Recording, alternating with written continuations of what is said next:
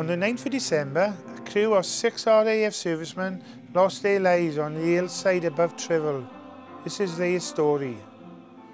It is a tribute to their bravery and selfless sacrifice in serving their country.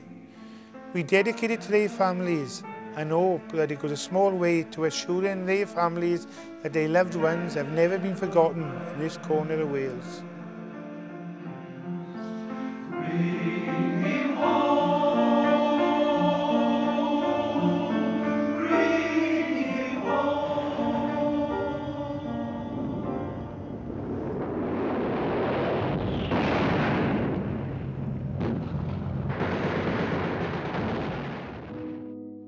World War II broke out in 1939 following the German invasion of Poland. The RAF were involved from the start, both in the Battle of France and leaflet dropping over France and the Low Countries. After France was invaded, the RAF extended more into the bombing area, and bombing raids took place as far into Germany as Berlin, and predominantly in the early stages on the coast of France, where the targets were the U-boat pens and the German defences. The crew of T2520 of 115 Squadron were based at Royal Air Force Marham in Norfolk. As with many of the crews, they were very young men. The pilot was Pilot Officer Albert Tyndall, service number 43294, from the Rockdale suburb of Sydney in New South Wales, Australia. Although only 21, he was an experienced flyer, having flown several missions to Berlin and Hamburg. His co-pilot was Sergeant David Mills, service number 748521, from Belfast in Northern Ireland. Sergeant Hilton Daniel Ellis, service number 523372, of Dinnington Colliery, County Durham, was the navigator. Sergeant Stanley Gordon Howard, service number 966313, was the wireless operator. Sergeant David Ernest Wallace, service number 905336, of Southend-on-Sea, and Reginald Brown, service number 40913, of New Zealand, were the air gunners.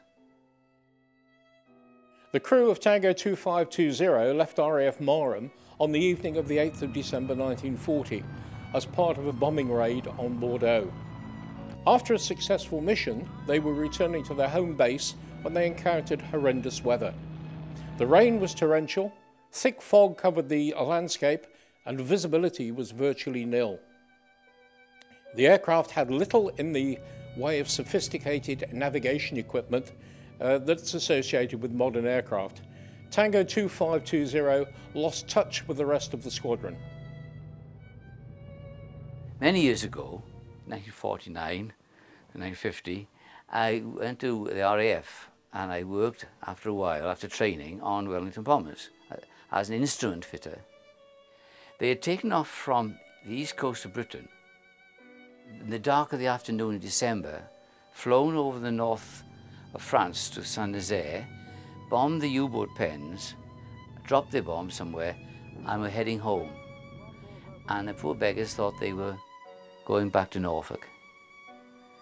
But of course they weren't, and they were going back to Wales and their death.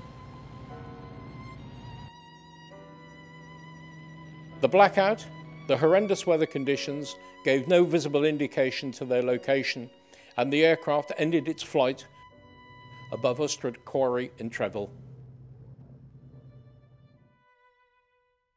In the beginning of the last war, the RAF had terrible trouble because at night they didn't know where they were dropping their bombs, frankly. They had two instruments of any consequence. The one was the altimeter, which should have told them how high they were above the ground, and the other was a compass, which should have told them what direction they were going in.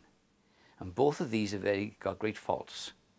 The compass can only tell you where north is, but it can't tell you which way the aircraft is going. The reason is the aircraft is like a ship at sea.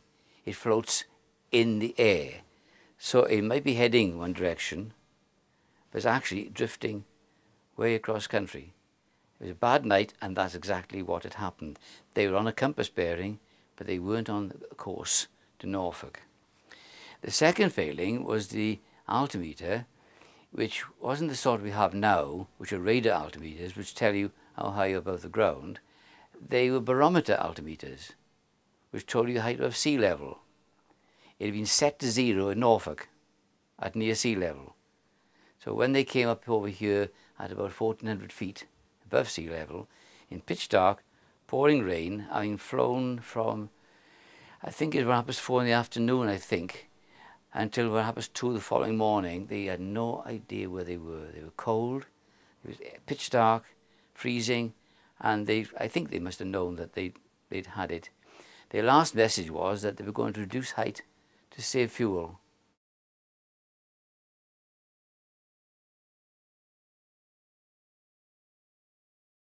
Well, it was probably the Home Guard. From my recollections, the Home Guard was the first up there. Because he was on duty that night, look. You know, so And it was in the middle of the night sort of thing. Yeah. There was a big blaze, of course, so I don't know who saw that, I don't know. That's the fire, you know, the fire lit up in the sky and everything, and yeah.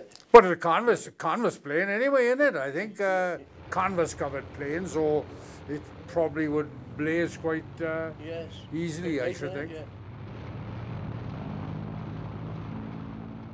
But Tom Perkins, he was the dumper driver, look, see. He told me he brought the bodies down, sit to the substation, or that place, in the compressor house, yes, they were all yes. put in the compressor I house. remember him saying that he brought the 6 bodies down, look.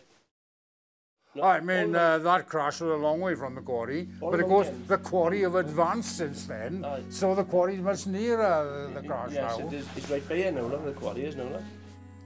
It's all scattered over there. It is all scattered. There is, like you say, only the tailplane was whole. There's engine here and engine over that way. The cockpit area was still vertical, you know, but it had burnt out. Yeah. The framework was there, but of course, I think it's canvas covered, isn't it, the Wellington? So that had all burnt off, you know, so it was just the cockpit frame, you know, was there standing vertical, you know.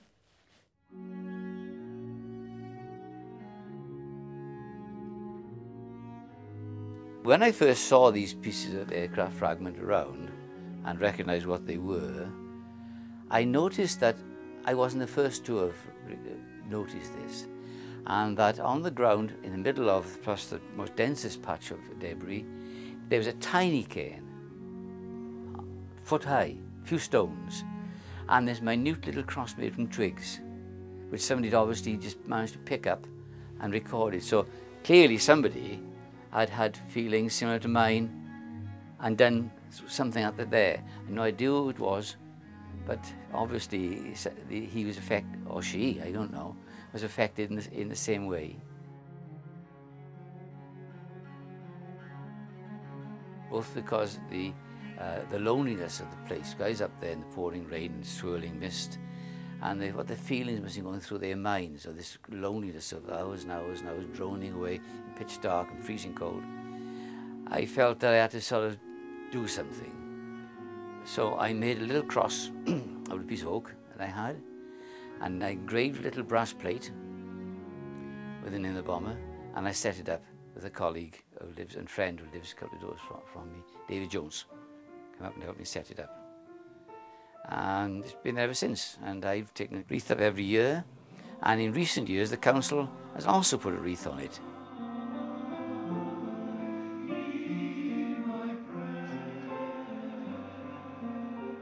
In 2010 there were 2 special events to commemorate the air crash and the crash in this bomber. The first was a service down at St George's Church, which brought it home to everybody the significance of that event. It was a very, very moving occasion with over 250 people actually attending, including members of the RAF from St Athens and from Margam.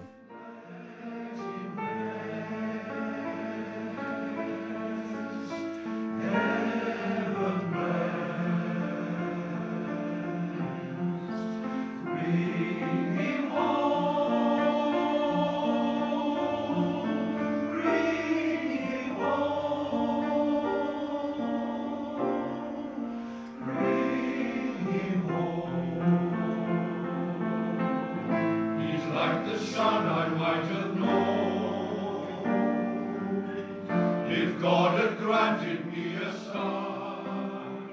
The sun has died one by one. The following day, a walk took place to visit the site where the bomber actually crashed. Very, very moving occasion. As everybody walked to the top of the mountain, the mist was down and you felt as if you could have been a member of that flight, not actually knowing where you was going, because it took us about 10-15 minutes to actually find the site. Within minutes of getting to the top, everything cleared and you could see how close they were to the summit, how they only had 10 more feet to go. And it also showed you the surroundings that they actually find themselves in. If I die, let me die. Before returning, we actually laid the two reeves.